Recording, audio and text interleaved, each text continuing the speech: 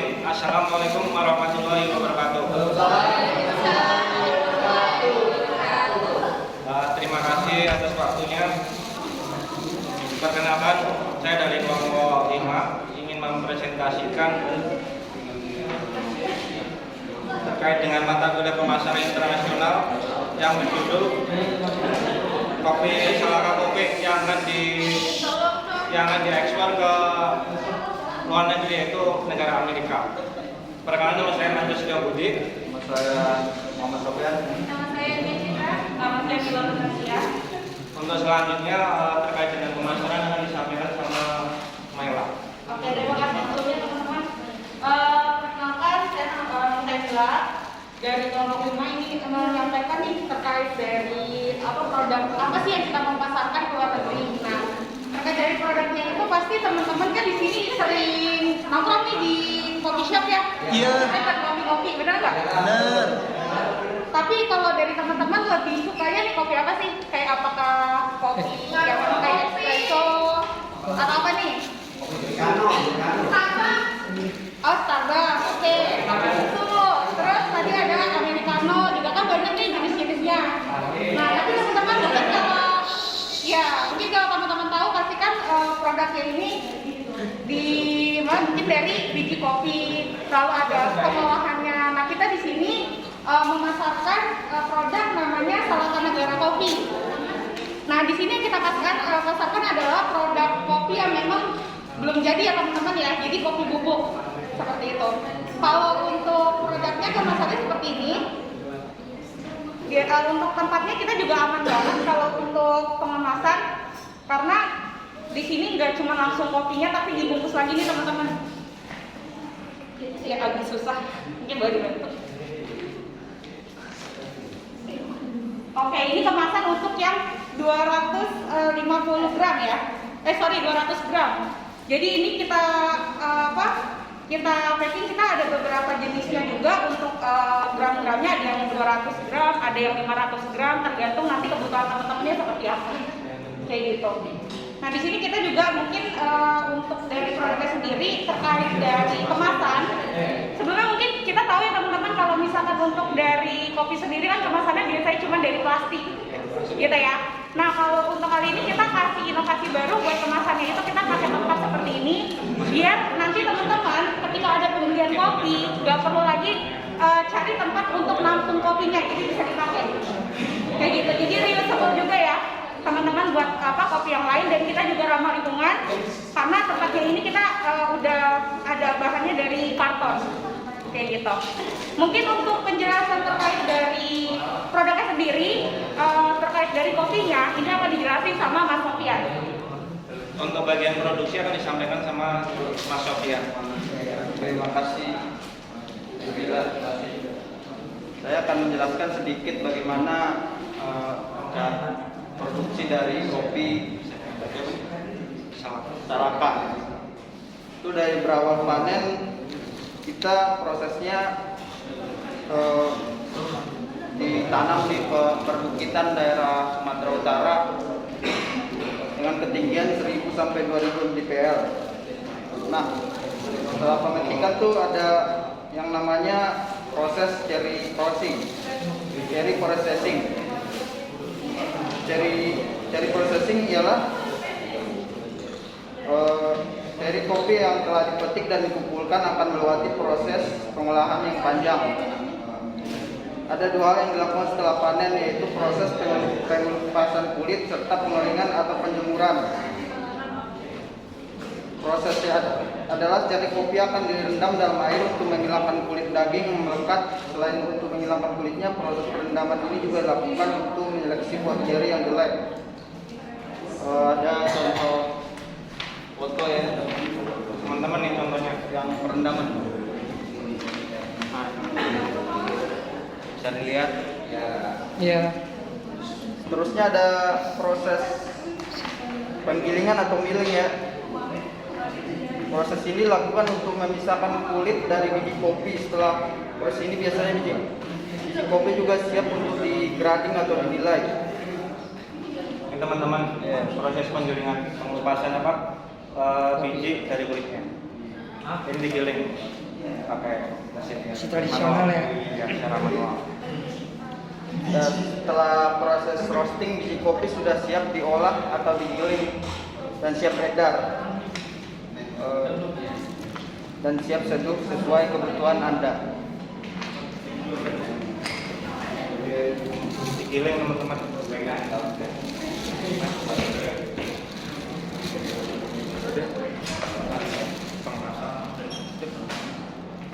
Oke, udah. Terusnya akan dilanjutkan oleh Mas Panca.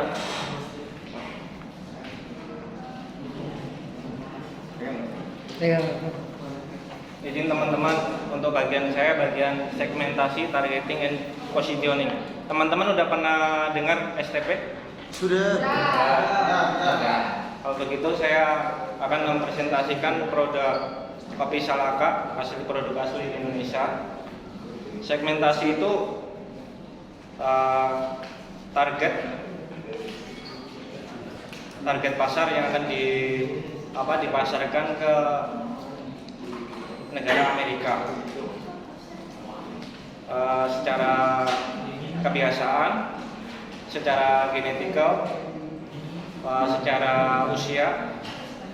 Nah, untuk segmennya kebiasaan, faktor kebiasaan itu kebiasaan orang Amerika, karena di sana udaranya dingin, ya kan, otomatis dia butuh minuman penghangat, salah satunya itu kopi. Segmennya faktor kebiasaan. Kalau targetingnya itu anak remaja maupun anak-anak di usia 7 sampai dengan 55 tahun. 7 tahun ini udah aman. Usia 7 tahun udah aman. Kalau positif, kenapa? Ya. Kalau positioningnya itu adalah yang membedakan kopi ini dengan kopi yang lain. Satu, dari satu provinsi produk halal. Yang kedua bahwasannya minuman kopi itu dari misalnya tadinya teman nggak kenal gitu, dengan minum kopi bersama gitu kita jadi akrab. Dengan minum kopi bersama bisa mengejilkan sesuatu yang rumit. Contohnya waktu melakukan tender, negosiasi gitu. Dengan minum kopi suasana jadi nyaman, tenang gitu. Bisa mengaproval suatu proyek yang akan di-approve. Begitu penjelasan STP dari saya. Untuk selanjutnya mengenai perizinan akan disampaikan sama Mitra Dewi. Oke teman-teman, saya mau menjelaskan perizinan nih. Kan udah pada tahu ya perizinan kayak apa aja ya ke luar negeri. Sedikit buat gambaran caranya gimana. Kan kita produk minuman, berarti harus ada BPOM dong. Nah, cara daftar BPOM itu kita tinggal bisa online sekarang kan. Jadi kita kunjungi situs web BPOM di email di laman websitenya di http://pom.go.id atau juga bisa ngunduh di Play Store, yaitu BPOM di Google Play Store ya. Lalu yang kedua kita registrasi pelanggan. Yang ketiga kita ngisi user ID sama password kita bikin sendiri. Lalu yang keempat, kalau udah berhasil masuk kita tinggal nambahin data-data yang dibutuhkan seperti formulir atau berkas yang dibutuhkan terkait BPOM ini oleh produk gitu kan. Lalu selanjutnya itu ada sertifikat HMUI. Kita bisa bikin dengan online juga. Di laman websitenya itu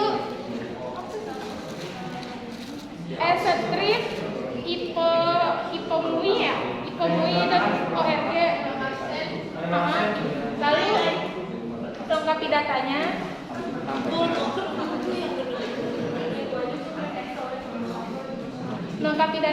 Terus kalau udah lengkapi berkas seperti jenis industrinya apa, lalu data-datanya diisi. Setelah selesai baru kita bisa ngecek di terdaftar atau belum produk kitanya. Lalu yang ketiga itu ada hasil uji laboratorium. Kita harus uji juga kan. Kalau laboratorium itu kita tinggal menghubungi rumah sakit atau tim laboratorium biar kita bisa bekerja sama. Terkait harga nanti bisa dinegosiasi juga. Lalu ada surat izin usaha perdagangan atau SIUP. Kita bisa daftarin itu dengan cara persiapan KTP atau KTP penanggung jawabnya, lalu kartu keluarga penanggung jawab, fotokopi NPWP, lalu surat keterangan domisili kalau kita tinggal di daerah tersebut untuk penghasilan produk kopinya, lalu akte pendirian PT, lalu surat keputusan pengesahan badan hukum, lalu ada surat izin gangguan. Kan kalau kopi ada suara bising gitu kan, takutnya nanti ada suara bising, takut nanti ganggu kan, jadi ada surat izin gangguan. Lalu pas foto direktur atau penanggung jawabnya itu minimal 2 lembar dengan ukuran 4x6, lalu materai 10.000.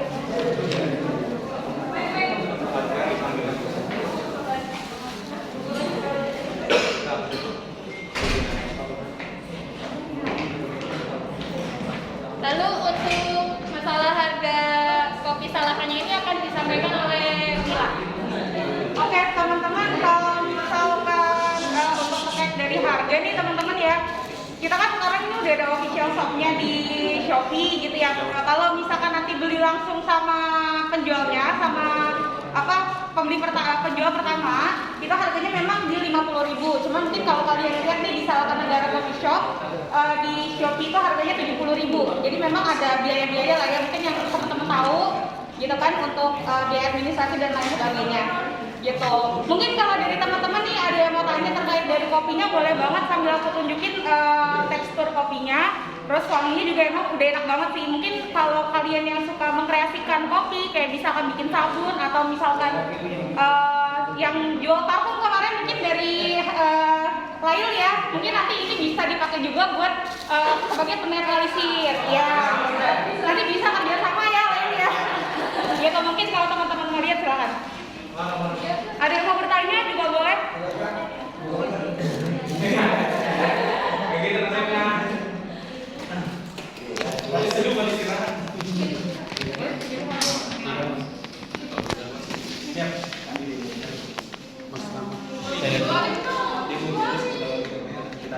Kamu nanya.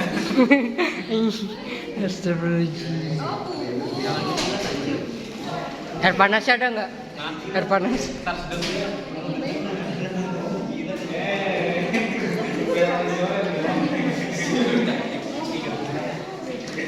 Jadi teman-teman nanti kalian bisa kreasikan mungkin sama yang ada usaha coffee shop gitu ya, mungkin ada yang usaha lain gitu, boleh? Cuma kopi bubuk atau ada Pas bertangan kiri. Oke, kalau misalkan yang kita jual ini memang hanya kopi bubuknya aja Kak. Kalau misalkan untuk dari gula sendiri kan nggak ada spesifikasi yang khusus ya buat bikin kopinya gitu. Cuman kalau kakaknya memang suka ditambahin pakai creamer atau apapun itu sesuai dengan kreasi kakaknya aja sih. Gitu, kakaknya barista? Hah? Kakaknya barista? Bukan, saya kurir. Oh, mungkin suka kopi juga kali ya, jadi mungkin nggak apa-apa.